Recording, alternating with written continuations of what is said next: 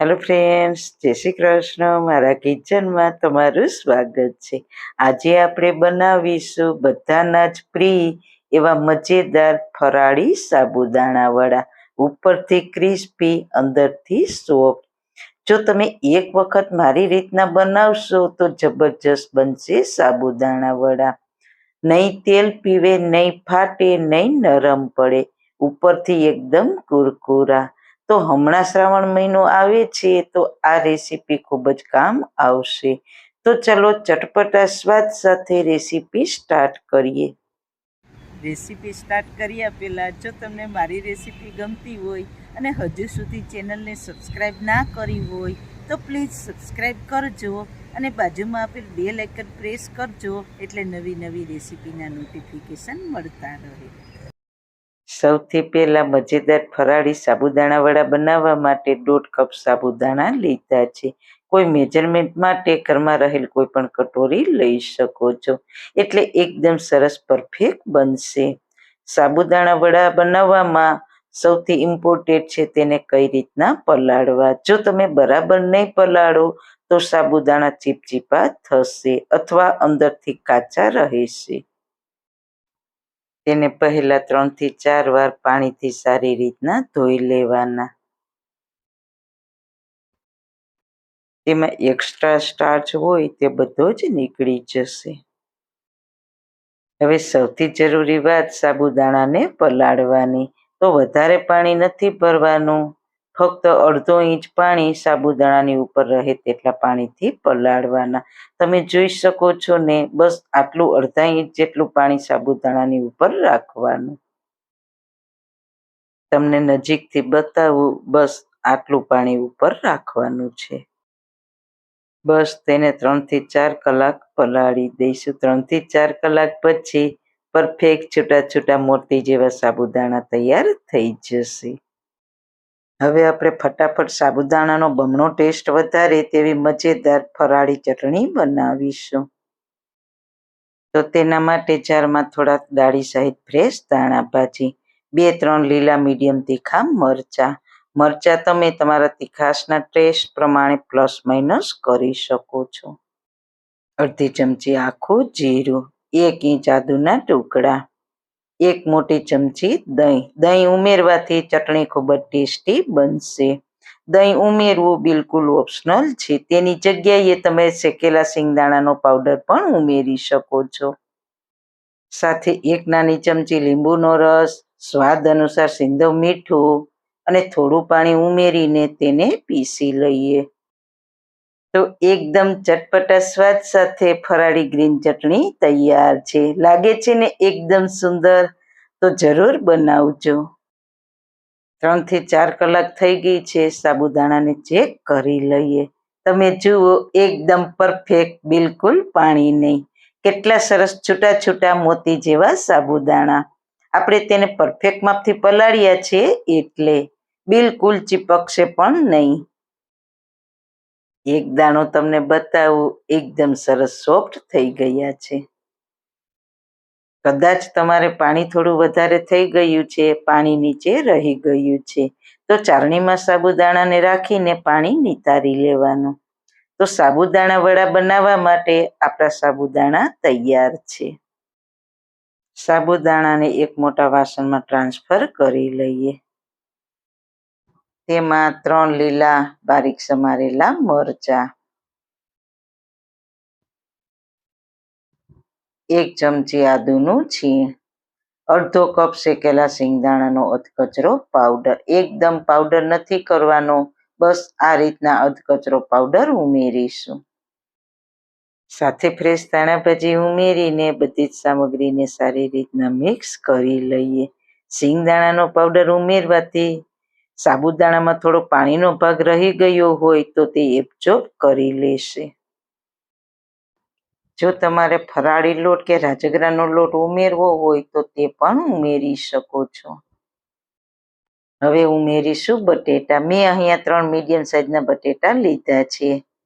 તેને પહેલા જ બાફીને ઠંડા કરી લીધા છે, તો તેને ખમણીથી છીણી લઈએ.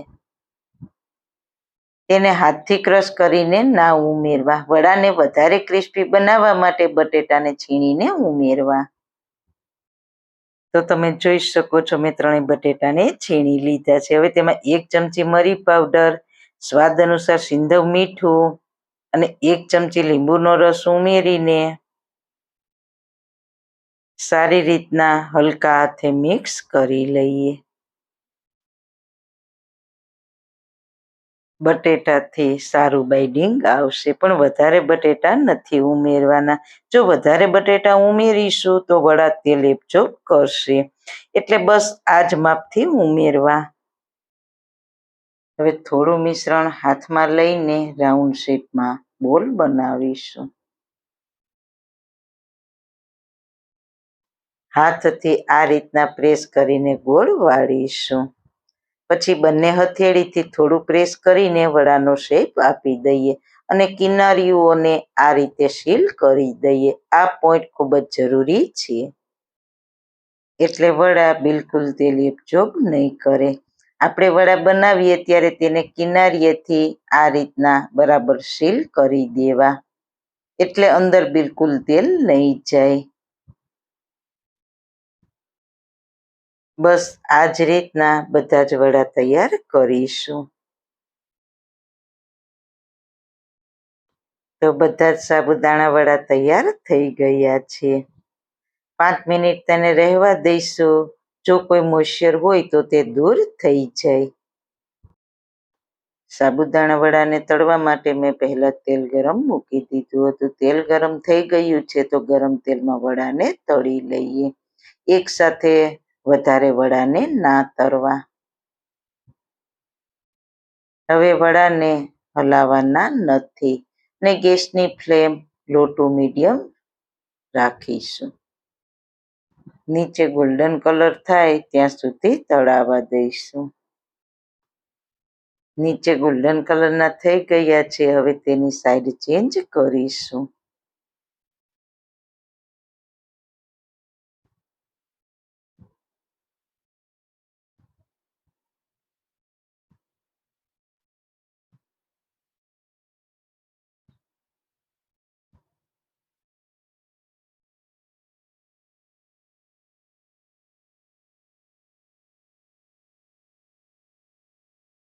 તો બંને બાજુ વડાનો કલર ગોલ્ડન થઈ ગયો છે.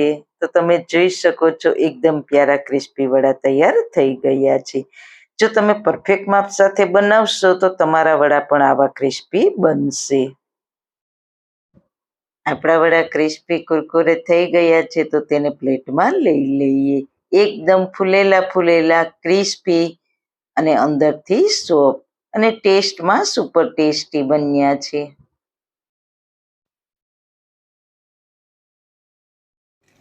સાંભળો છો ને ક્રિસ્પી અવાજ? એક પણ ટીપું તેલ એબઝોર્બ નથી કર્યું. એકદમ પ્યારા કલર સાથે આપણા સાબુદાણા વડા તૈયાર થયા છે. આ જ રીતના આપણે બધા સાબુદાણા વડા તૈયાર કરીશું.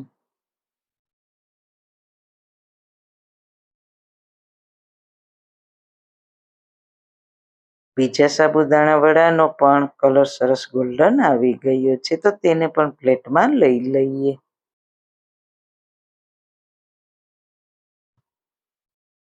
હવે ગરમ ગરમ સર્વ કરીશું ફરાળી ચટણી સાથે. તો તૈયાર છે આપણા ઝટપટ બની જતા સાબુદાણા વડા, અને વળી ઉપરથી ક્રિસ્પી અને અંદરથી સોફ્ટ. તમને અંદરનું ટેક્સચર બતાવું. અંદરથી પણ વડા સરસ રીતના કૂક થઈ ગયા છે ને જોરદાર. તો જરૂર એક વખત ટ્રાય કરજો. બધી જ બાજુથી એકદમ ક્રિસ્પી અને જોતા જ ખાવાનું મન થઈ જાય તેવા બન્યા છે ને બાકી. તો સારું ખાઓ, ખુશ રહો. આવી સરસ રેસીપી જોવા માટે તમારો ખૂબ ખૂબ આભાર. મારી રેસીપીને લાઈક કરજો, શેર કરજો, મારી ચેનલને સબસ્ક્રાઈબ કરજો. ફરી મળીશું નવી રેસીપી સાથે. જય શ્રી કૃષ્ણ.